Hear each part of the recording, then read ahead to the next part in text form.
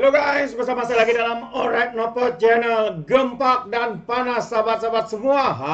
Apa sudah berlaku dengan Parti Bersatu? Dikatakan Padun Perikatan Nasional keluar dan akan menyertai Barisan Nasional. Apakah sebenarnya yang berlaku? Dan juga dikatakan juga Perikatan Nasional bergolak, ya habis, bergolak habis dikatakan ya berkaitan dengan isu wang. Jadi apa sebenarnya yang berlaku? Ya menjadi menarik untuk kita dengar ya kongsian ataupun pencerahan daripada Brother Iswardi berkaitan dengan perkara ini. Jadi tanpa buang masa, saya mau kita mendengar video dan juga pencerahan daripada Brother Iswardi berkaitan dengan isu yang sedang hangat di pasaran, trending di media sosial ketika ini. Jadi sahabat semua, mari kita dengar dan juga tonton sendiri. Tapi bagi saya, ia menyebabkan mereka menjadi sedemikian kerana tekanan yang diberikan oleh mereka yang taksub kepada Haji Hadi. Ketaksuban melampau erti kata kepada parti, bukan, tetapi kepada individu. Taksubnya itu sehingga kan kalau sesiapa yang cuba challenge, confirm lepas ni habis karier politik dia. Itu yang berlaku dalam PAS sekarang ini. Dan benda ini yang merisaukan Bersatu. Kan? Benda ini yang merisaukan Bersatu. Saya bagi contoh tuan-tuan. Kenapa saya kata merisaukan Bersatu? Baik. Ini maklumat. Pertembungan kumpulan Muhyiddin dan Hamzah.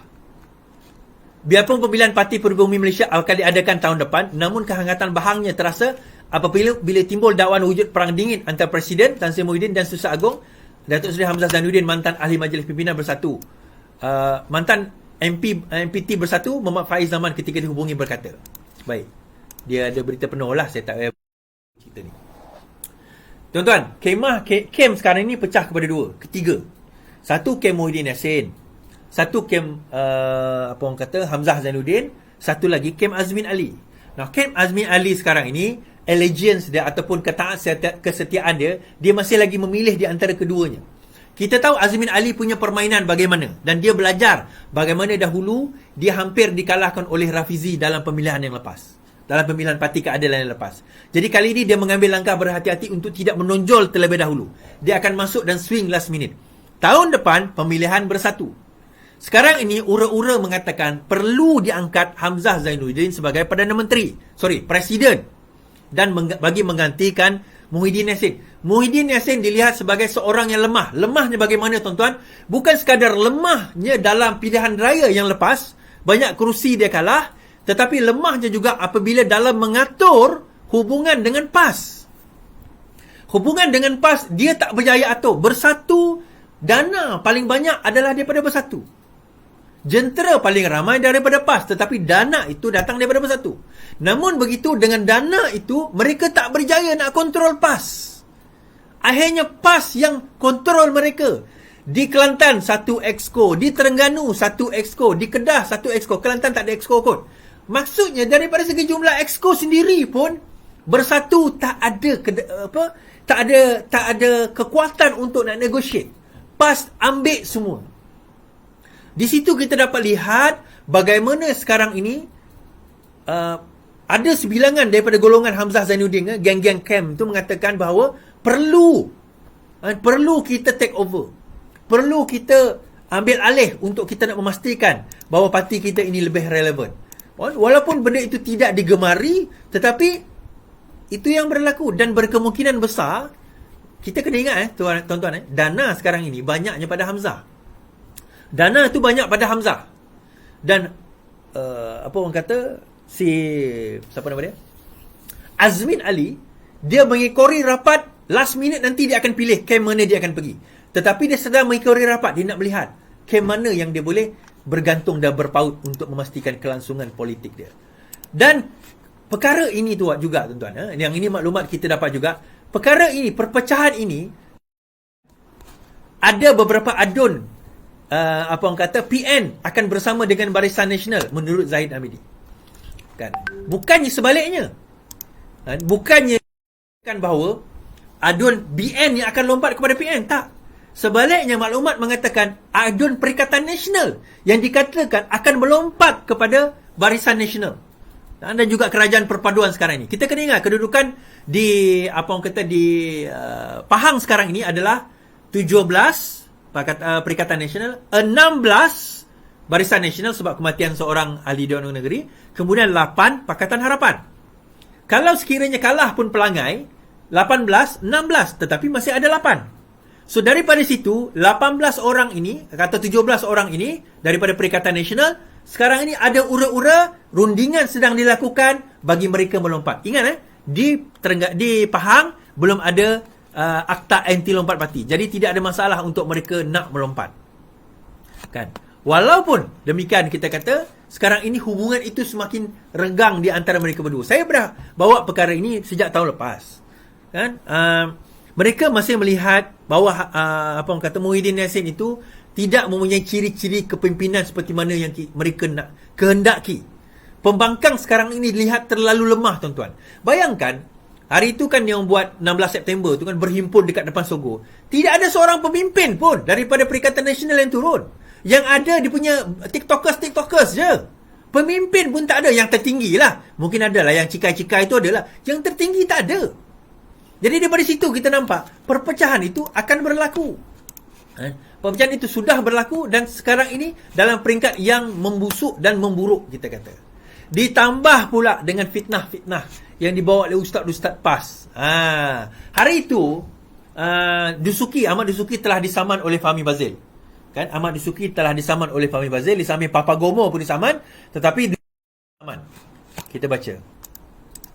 Saman Fahmi Fadzil, Dusuki diarah fail penyataan pembelaan. Mahkamah Tinggi Kuala Lumpur mengarahkan penceramah bebas Ustaz Ahmad Zuki Abdul Rani memfailkan penyataan pembelaan selewatnya 20 Oktober ini bagi menjawab saman dikemukakan Menteri Komunikasi dan Digital Fahmi Fadzil. Ahli Parlimen Lembaga Partai itu selaku pelantik memfailkan saman pada 5 September lepas atas dakwaan memfitnah. Kononnya beliau memberi ceramah politik di sebuah masjid di Rawang, Selangor dan disahkan oleh MAIS sebagai beliau tidak memberi ceramah politik.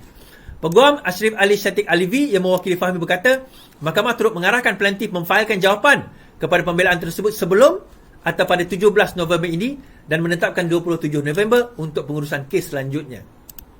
Writ dan tuntut saman telah diserahkan kepada defendant dan memorandum kehadiran telah difailkan oleh defendant menerusi peguamnya dari Tuan Serihan Muhammad and Partners. Berhubung satu lagi kes saman terhadap pemilik akaun Facebook N13 Kuang, Muhammad Fauzan membabitkan isu yang sama. Asrik Ali berkata mahkamah menetapkan 31 Oktober untuk pengurusan kes selanjutnya. Kami masih dalam proses untuk menyerahkan writ dan tuntutan saman terhadap Muhammad Fauzan. Berdasarkan pernyataan tuntutan, Fahmi mendakwa kedua defendant telah menyiarkan kata-kata fitnah yang mana mendakwa menyalahguna tempat ibadah iaitu masjid bagi tujuan kempen pilihan raya dan bertindak bertentangan dengan titah dan perintah Sultan Selangor. Beliau mendakwa kata-kata fitnah itu disiarkan dalam Facebook milik Muhammad Fazwan serta akaun Facebook Instagram Ahmad Dusuki pada 31 Julai lepas. Menurut Fahmi, kenyataan itu tidak berasas. Okey, baik. Apa peluang untuk Fahmi menang? 80% peluang Fahmi boleh menang. Sekarang ini soalan dia berapa dia nak saman. Dusuki dan Muhammad Fauzan ni nak kena bayar berapa? Itu persoalan dia. Berapa dia orang nak kena bayar, itu satu isu. Now, tuan-tuan, kenapa saya bawa isu fitnah ni? Dan apa kaitannya dengan pergaduhan antara Bersatu sekarang ini, PAS dan sebagainya. Bersatu menghadapi masalah di mana mereka nak move forward sekarang ini agak payah. Sebagai pembangkang, kita tengok dia dah tak ada modal. Nak kenakan kerajaan, nak maki kerajaan, dia tak ada modal. Dia tak boleh nak maki kerajaan yang sekarang ni progresif ke depan. Itu yang pertama. Yang kedua, dalam masa yang sama, diorang tak ada modal nak selesaikan masalah rakyat ini. Dalam keadaan Bersatu dan PAS sendiri tak boleh nak bertemu, tuan-tuan. Tak boleh nak bergabung. Bagi Bersatu, tindakan-tindakan PAS memfitnah, mengemukakan kata-kata fitnah. Semalam, 2 hari lepas saya cerita tentang Sanusi disaman oleh Vincent Tan. Tak lama lagi, pada 20 Januari 2024, Sanusi akan dihadapkan ke mahkamah di bawah 2 akta hasutan menghina Sultan Selangor dan juga Sultan dan juga berkenaan dengan pembentukan kerajaan yang di-Pertuan Agong. 2 kes. Benda-benda ini menjadi satu bebanan dan negative image kepada Perikatan Nasional, terutama Bersatu. Bersatu cannot afford this kind of negative publicity anymore. Tapi isu dia, tuan-tuan, ni saya nak cerita kepada pemain-pemain media, geng-geng Pakatan Harapan, geng-geng Madani ni. Tolong jangan lagi amplify, jangan besarkan lagi negatif, benda-benda negatif nak dibawakan oleh geng-geng Perikatan Nasional ni. Benda tu sebenarnya tak ada benda. Kita yang boleh berlebihan nak pergi sebarkan. Yang mana live kita dia tak nak sebarkan, live orang sebelah dia sibuk nak sebarkan. Tapi dia kata macam ni, dia kata, yelah yang sebarkan kau, gang. Itu yang dia kata tu lagi jadi besar. Yang kita kata dia tak tahu, tak nak pula sebarkan. Aku kadang-kadang fikir, anda lah korang ni. Alah yang kau cakap tu tak payahlah nak sebarkan. Yang kita cakap ni lah yang kena sebarkan. Yang kita kena cakap, yang cakap ni lah yang kita nak kena sharekan kepada rakyat dan kepada orang ramai. Ini yang fitnah yang tak betul lah kita nak kena sebarkan. Jadi the more kita sebarkan, whether that is true or not true, the moment you orang kata apa, post it outside there, hantar kepada orang, it's gonna be true.